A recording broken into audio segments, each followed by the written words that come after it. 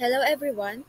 Today we will find out on how to solve instantaneous rate of change. The instantaneous rate of change is the change in the rate at a particular instant, and it is same as the change in the derivative value at a specific point.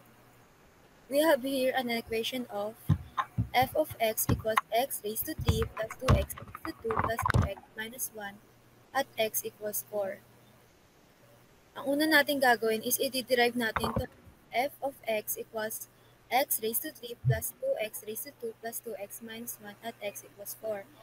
Para ma-derive yung x raised to 3, yung 3 i-distribute natin dito kay x, tas yung constant neto ni x na 3, mag-minusan natin ng 1. Ganon din yung gagawin natin sa iba. Tas since yung 1 is constant, since mayroon tayo na pag constant is equals to 0, ang ilalagay lang natin dito is minus sa 0. Pag ni-derive mo na siya, ang magiging sagot is 3x raised to 2 plus 2x plus 2x minus 0. Sa instantaneous rate of change naman is papalitan mo ng 4 yung lahat ng x na makikita mo since yung x mo since yung value ng x mo ay 4. So magiging f prime 4 is equal to 3 times 4 squared plus 2 times 4 plus 2 times 4. And then after nun, kukunin mo yung product. So 3 times 4 squared is equal to 48 plus 2 times 4 is equal to 8 plus 2 times 4 is equal to 8. Tapos after mo yon, kukunin mo na yung sum ng 48 plus 8 plus 8. Na ang total is f prime 4 is equal to 64.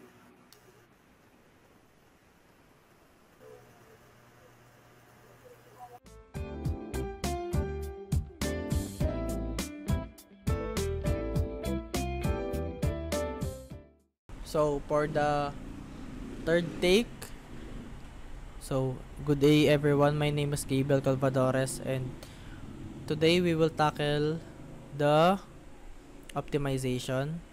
So, process of finding maximum and minimum values given constraint and objective using calculus. So, when you say maximum and minimum values, yung maximum, pag nag-usap tayo about sa optimization, yung maximum, ayun yung max na values na pwede mong makuha or pwede mong ma-solve. Ayun yung pinakamaganda mong option. Or na-maximize mo na Na-maximize mo na or na-level up mo na masyado. Kasi minimum naman, ayun yung pinakamababang value niya. So, yung constraint tsaka yung objective, other term lang siya ng maximum and minimum. When you say constraint, it is minimum values. And when you say objective, it is the maximum value. So ito nga pala yung sa optimization. When you say optimize, 'di ba, parang naghahanap ka ng ng pinakamagandang option niya. Ina-optimize mo or pinapa-level up mo yung isang bagay, 'di ba? Kunwari sa laro, 'di ba? Kailangan natin magpa-optimize ng mga items, ng mga level para umangat tayo, parang ganun lang 'yan. So, ngayon naman ituturo ko sa inyo yung kung paano siya i-apply sa problem. So, a rectangular garden is to be constructed with one side against the house and the other three side enclosed with a fence. If the homeowner has 60 meters of fencing material and wants to maximize the area of the garden, what should the dimension of the garden be? So, imagine natin meron tayong bahay dito. Meron tayong garden yan. Tapos yung isang side daw may bahay. Yan, bahay. Tapos yung isang side naman may mga fence. Yung tatlong side. So, paano natin ma-maximize yung area niya? Paano natin makukuha yan, yung tatlong side, para ma-maximize yung buong garden? So, let's solve. Ayan. So, una muna natin gagawin is hahanapin natin yung yung objective tsaka yung constraint. So, x X plus yan, X plus. X, ay, X plus 2y equals 60. So, may katanong siguro niyan, bakit 2y? 3 fence nga yung kailangan. So, etong y na to, plus 1 yan. So, 1 plus 2 is 3. Kasi yung y, nagsisymbolize din siya as 1 kasi 'di ba may power din siya na 1. So, 2 plus 1 is 3. So, 3 sides na agad. Tapos, yung sa ano naman, sa maximum natin, gagawin natin to. Area equals x and y. Or x times y yan.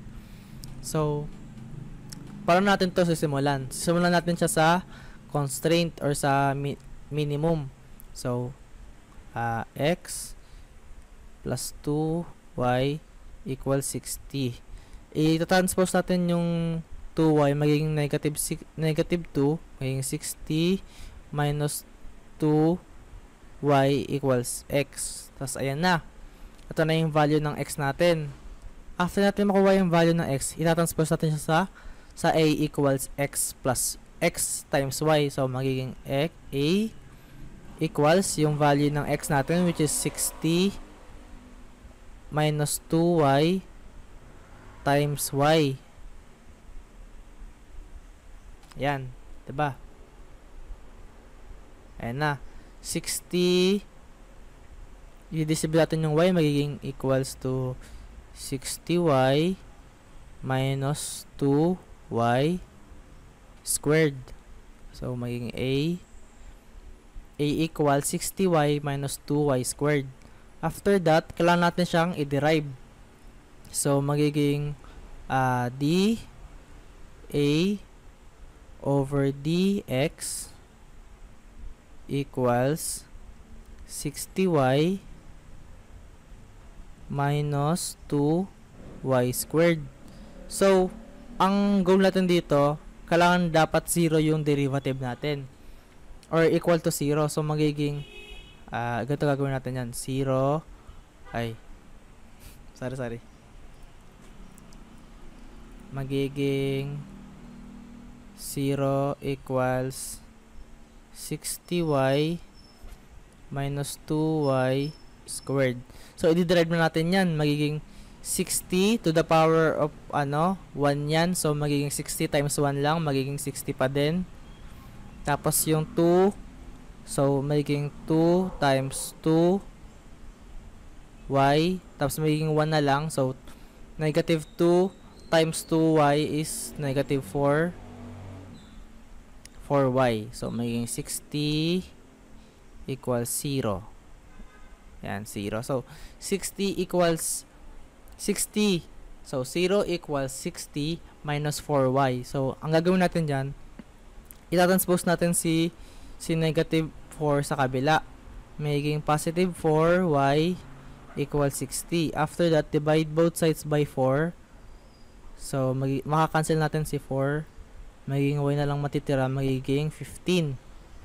After natin makuha si y, daalala nyo yung maximum natin, which is ito, yung a equals x times y. I-substitute natin si x doon. Dito pala, dito natin siya ilalagay. Yan. So, magiging, wait lang. So, technical difficulties, naglag ako, sorry. So, ito yung code natin. Sorry. Ito yung value ng x natin, 'di ba? I-substitute natin yung nakuha nating y diyan. So, i-rewrite natin 6 sorry. Ayusin natin yung drawing natin. Pag magiging x equals, ang hirap na mag-drawing sa tablet ni sir. X equals 60 minus 2y. Yan. So, magiging x equals 60 minus 2. Tapos yung nakuha natin yung value, which is 15. Then solve. Magiging 60 minus negative 2 times 15 is negative 30. Then, 60 minus 30 is positive 30. So, ayun na yung magiging ano natin. Yung na-maximize natin na value ng ano, ng garden natin. So, ulitin natin yung both sides natin. Each sides is ano, if 15. Tapos, pag na-maximize natin yung garden, yung dimension ng garden, magiging 30. So, ayan na. Ayun na yung sagot. Tama na tayo. Good na good.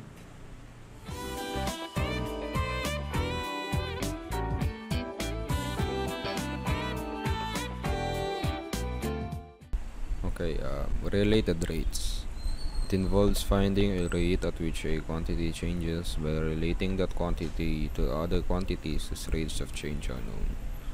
So, sa ibang salita, ang related rates ay problems that involves two variables that change at the same time, possibly at different rates. Usually, yung equation nila ay it involves with respect to time.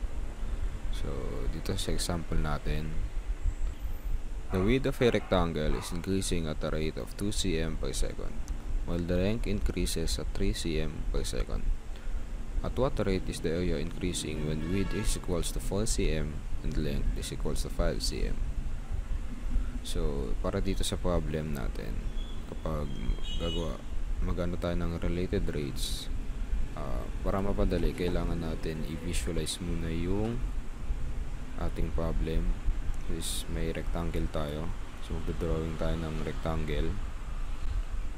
So here, rectangle, ang width nya, ang given natin na width ay 4 cm, so 4 cm, and ang length natin na given ay equals to 5 cm. So ang ating magiging equation, dahil hinahanap natin yung area, magiging A, which is yung area, equals to length times width. Then, kailangan na natin hanapin yung rate nya. So, kailangan natin yung derivation, di-differentiate na natin. So, magiging d a over d t equals length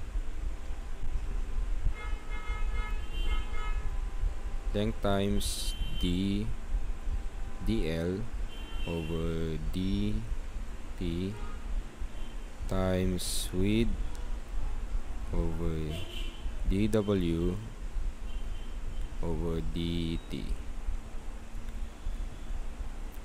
So, ang dl natin and dw, ano lang yan? Ayan yung rate ng ating length and ating width.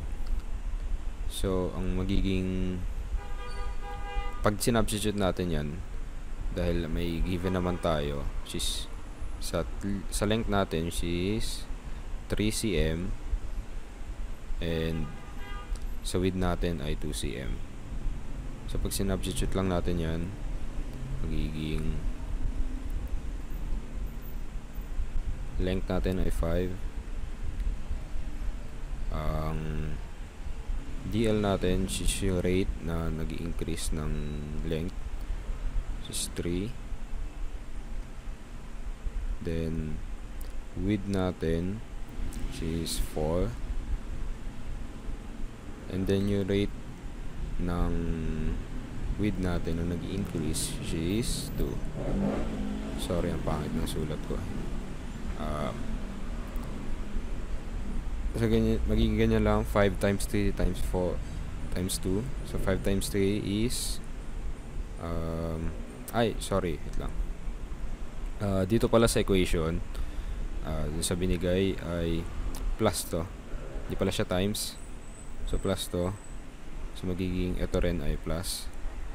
Ang pangit, sorry. Magiging 5 times 3, 15.